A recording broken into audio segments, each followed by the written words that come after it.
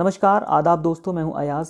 A to Z India news पर आज आपको हम खबर दिखाने जा रहे हैं कोरोना के मामलों से निपटने के लिए की जा रही तैयारियों की। पड़ोसी देश चीन में बढ़ रहे कोरोना के मामलों को लेकर भारत सरकार का स्वास्थ्य मंत्रालय इस वक्त अलर्ट पर है। वहीं उत्तर प्रदेश के मुखिया योगी आदित्यनाथ ने सभी जनपदों के सीएमओ के साथ मीटिंग कर साफ निर्देश दिए हैं कि कोविड वार्डों की सारी व्यवस्थाएं दुरुस्त कर ली जाए।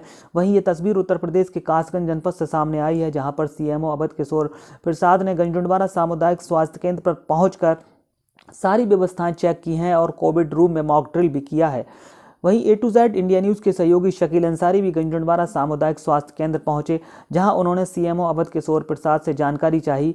वहीं अवध किशोर प्रसाद सीएमओ द्वारा बताया गया कि इस बार किसी को पैनिक होने की ज़रूरत नहीं है। उत्तर प्रदेश के मुखिया योगी आदित्यनाथ द्वारा सारी व्यवस्थाएं दुरुस्त करने के निर्देश दिए गए हैं, जिस क्रम में आज गंजडवारा सामुदायिक स्वास्थ्य केंद्र पर कोविड वार्ड का निरीक्षण किया गया है और मॉक ड्रिल भी किया गया है। इन तस्वीरों में साफ दिख रहा है कि डिप्टी सीएमओ और MOIC मुकेश सिंह मौजूद हैं और सभी स्टाफ के साथ यहां पर कोविड रूम का निरीक्षण करा रहे हैं और सभी जानकारी उपलब्ध करा रहे हैं। वहीं सीएमओ अवध किशोर प्रसाद ने बताया कि कोविड वार्ड में 50 बेड्स की व्यवस्था कर ली गई है, ऑक्सीजन और लाइट्स की व्यवस्था पूरी तरह से दुरुस्त कर ली गई है और मॉक ड्रिल करके आज कोरोना से निपटने के लिए, नए वेरिएंट से निपटने के लिए पूरी तैयारी कर ली गई है। A to Z India news के सहयोगी शकील अंसारी ने सीएमओ अवध किशोर प्रसाद से बात की। चलिए आपको दिखाते हैं A to Z India news के सहयोगी शकील अंसारी की पूरी खबर।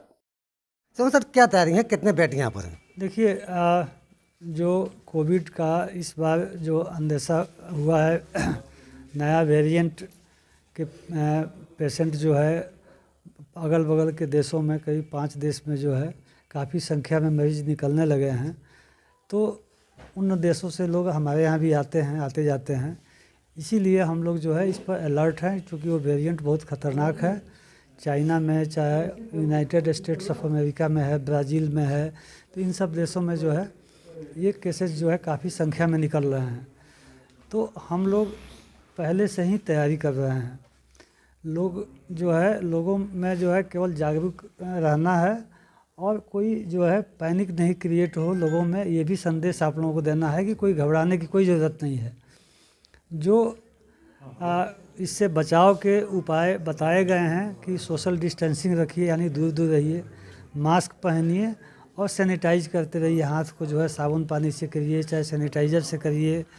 तो ये चीज़ जो है हमको इन्फेक्शन से बचाने के लिए, कोई भी इन्फेक्शन से बचाने के लिए ये चीज़ हमेशा हमको याद रखना है और सभी लोगों को इसका पालन करना है। अब रह गई बात कि अगर केस निकलते हैं तो हमारी तैयारी की, तो हम लोग पहले से ही इसकी तैयारी कर रहे हैं कि अगर हमारे पास मरीज़ निकलते हैं तो टेस्टिंग एक हमको बढ़ाना है। जितना टेस्ट हम कर रहे थे उससे ज़्यादा करना है अब जो है।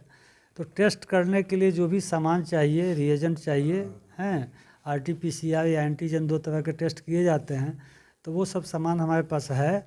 और भी हम सामान की व्यवस्था कर रहे हैं कि अगर भविष्य में हमको बहुत ज़्यादा लोगों की जांच करनी पड़े तो हम पहले से तैयार रहें। नहीं सर, ये बताइए जैसे कि यहाँ एक जो ऑक्सीजन जो प्लांट लगा हुआ है, हाँ, वो खाली लगा हुआ, वो अभी चालू नहीं हुआ है। अगर एकदम महामारी आ गई तो कैसे निपटेंगे इससे? उससे निपटने के लिए हमारे पास ऑक्सीजन कंसनट्रेटर है, जो उसी प्रिंसिपल पर चलते हैं। जिस प्रिंसिपल पर ऑक्सीजन प्लांट ऑक्सीजन जनरेट करता है वातावरण से, ठीक उसी प्रिंसिपल पर ये जो ऑक्सीजन कंसनट्रेटर आप देख रहे हैं, उसी प्रिंसिपल पर वो भी जो है वातावरण से ही ऑक्सीजन को जो है जनरेट करता है। ये यहाँ कितने जो है सिलेंडर यहाँ ऑक्सीजन के उपलब्ध रहेंगे? ऑक्सीजन के हमारे पास जो है कंसनट्रेटर, तो जितने बेड है उससे ज़्यादा हैं कंसनट्रेटर। कितने बेड हैं यहाँ पर? यहाँ 50 बेड का ये अस्पताल बनाया गया है और 50 से ज़्यादा हमारे पास जो है ऑक्सीजन कंसनट्रेटर है। सिलेंडर हमारे पास जो जंबो सिलेंडर होते हैं बड़े वाले, जिसको हम लोग पाइपलाइन से जहाँ पर मैन्यूफोल्ड करते हैं वहीं से कनेक्ट कर देते हैं और पूरे सेंट्रल पाइपलाइन जो बिछा हुआ है, इससे बेड तक ऑक्सीजन आ जाता है। तो एक तो ये हमारी व्यवस्था है। ऑक्सीजन प्लांट जब चलेगा तो उससे ऑक्सीजन आएगा, और ऑक्सीजन प्लांट जब तक नहीं चल रहा है तो हमारे पास बड़े सिलेंडर है, तो उसको कनेक्ट कर देंगे और इस पाइप से जो है सप्लाई आ जाएगा। इसके अलावा छोटे सिलेंडर भी हमारे पास 8 हैं, जिसमें से 5 को भर के हम रखे हुए हैं, जो इमरजेंसी वगैरह में काम आते हैं छोटे सिलेंडर। तो 8 मरीज़ के लिए है वो 8 सिलेंडर, 8 पेशेंट के लिए होता है छोटा सिलेंडर। एक पेशेंट पर एक सिलेंडर को हम लगा सकते हैं जो है।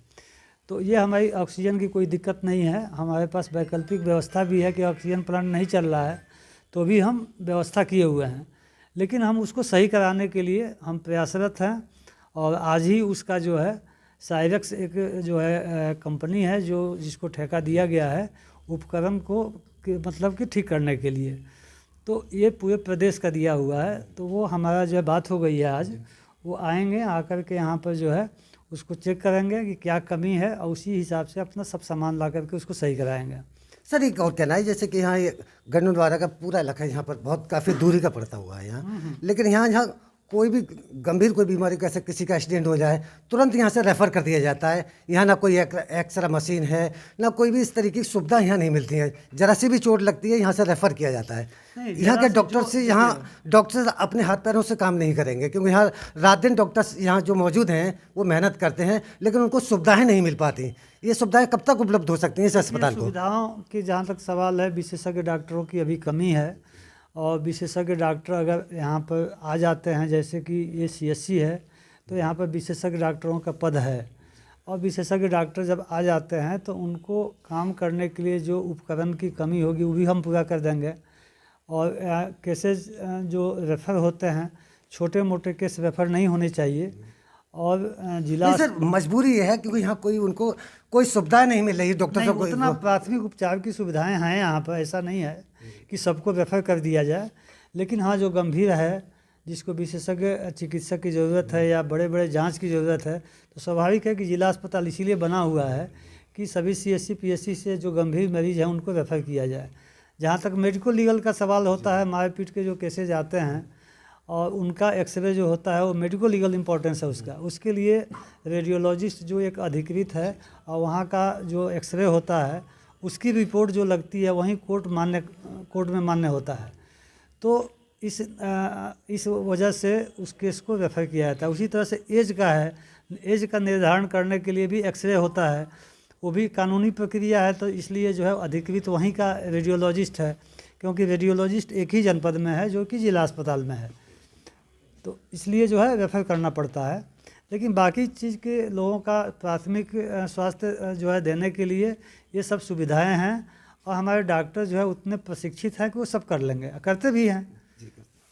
तो इस वक्त जो है पूरी तैयारियां में, अब आपको वो सारी मशीनें आपको दिखाता हूं जो कोविड रूम बनाया गया हुआ है। आप ये सब सारी दवाएं देखिए उपलब्ध मौजूद हैं, किसी को कोई भी घबराने की ज़रूरत नहीं है, क्योंकि यहाँ 24 घंटे यहाँ अस्पताल में डॉक्टर्स मौजूद हैं और 24 घंटे यहाँ पर सेवा उपलब्ध है। आप ये गेंदोनवारा अस्पताल की तस्वीरें आप लगातार देख सकते हैं, सारी दवाएं यहाँ पर उपलब्ध हैं, किसी को भी घबराने की ज़रूरत नहीं है, क्योंकि सभी जिले के जितने भी डॉक्टर्स हैं उन्होंने अपनी कमर कस ली है इस महामारी से निपटने के लिए। तो देखते रहिए A to Z India news Shakeel Ansari के साथ।